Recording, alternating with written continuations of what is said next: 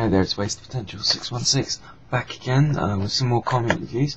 This is going to be my DC Comics video review, and it's predominantly Brightest Day, excuse me, but with some Batman and Robin thrown in. So let's get started with Brightest Day 53. Okay, this was a really enjoyable issue. I'm in two minds about it because it kind of reminded me of Brightest Day issue 0, because, well, this is a good issue in its own. It's a setup for various storylines which are going to run through other comics, and we've got a bit of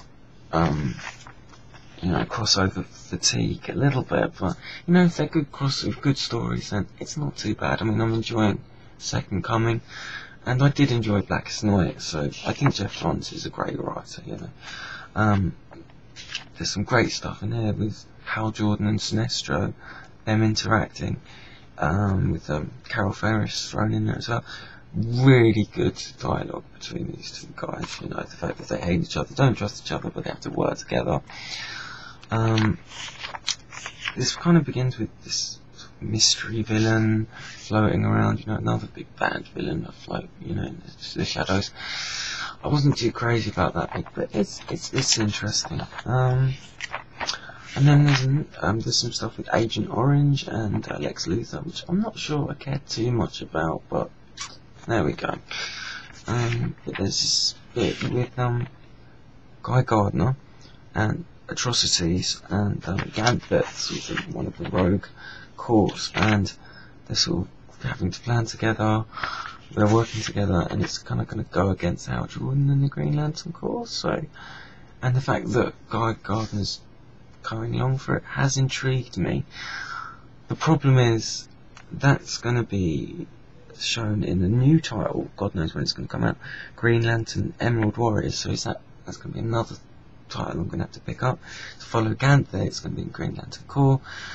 And Hal Jordan in Brightest Day, although I am picking that up anyway. This wasn't a bad issue, it was enjoyable. As I say, Jeff Johns, I enjoy his work, but it's leading into other books. I'm gonna have to spend more money. But anyway, leading into Brightest Day. I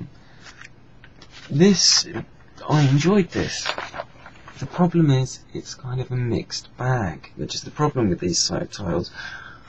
I enjoyed the stuff with Hal Jordan and Sinestro, carried straight on from the Green Lantern issue I just spoke about.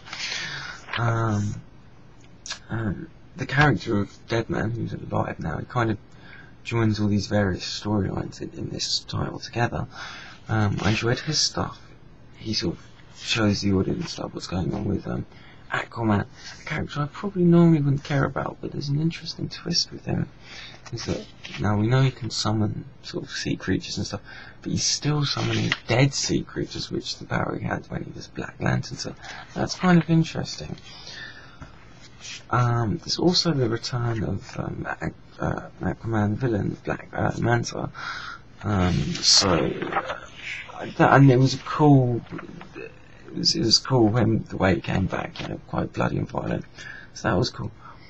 Then again, there's stuff with Firestorm, which the character I'm not particularly interested in.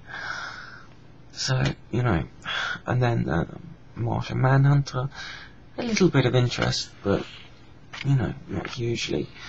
And the Hawkman and Hawkgirl, I don't really care too much about. So there we go. The thing is with this, there's aspects of it which I care about, aspects that I don't. So is it worth me picking this up if I only care about 50% of what's going on? We'll see. I'll give it a chance. The fact is, it is all going to be tied together by the fact that they've been resurrected by the White Lantern, by Deadman. So maybe the fact that I don't care about some of the characters won't matter once the story starts coming together. But I'm not too sure, but I'm going to stick with this for a while, give it a go.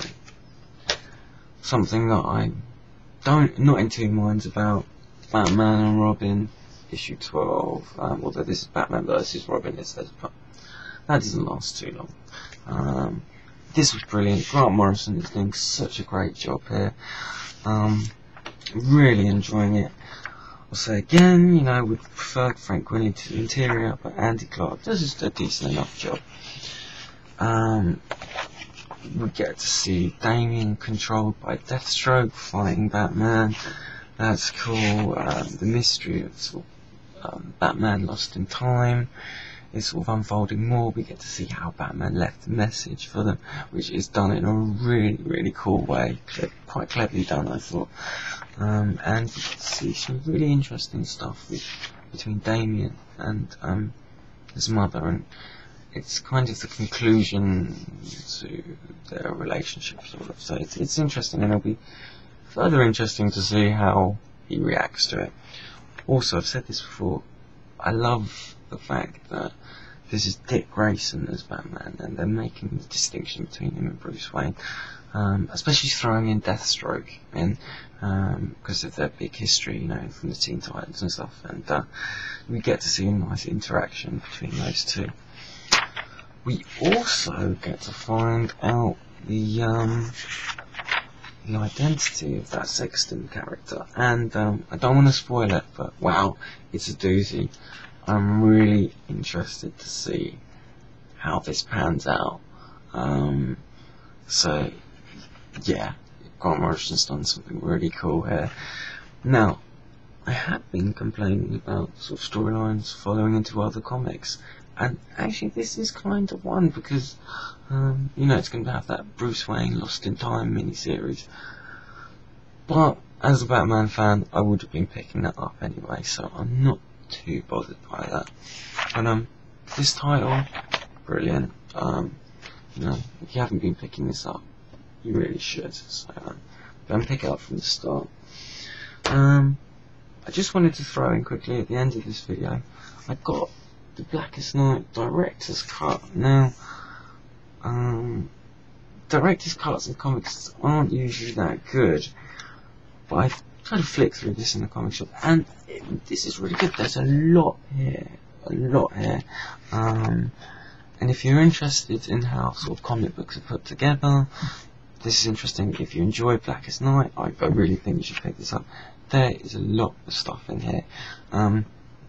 We get the creator's commentary throughout of the entire series. It's not just like issue 1, because you know, other comics have done that in the past where they just do an issue by issue, but no, they go through the whole series, and you know, it's very interesting. You get to see some of the script, which I know some people don't like, but I enjoy. I like to see the process, you know.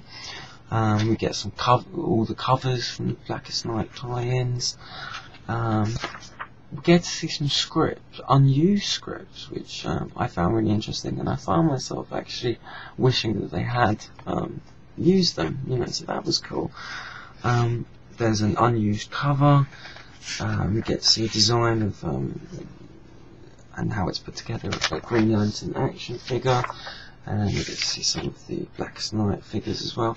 It's kind of an advertisement, but it's a nice touch. And also we get all the sort of designs, sketches of the various Black Lantern zombified characters, among other characters throughout the storyline. An unused Black Lantern Metamorpho, which was quite, you know, cool to see. So yeah, I just thought this was a really nice package. I really enjoyed it.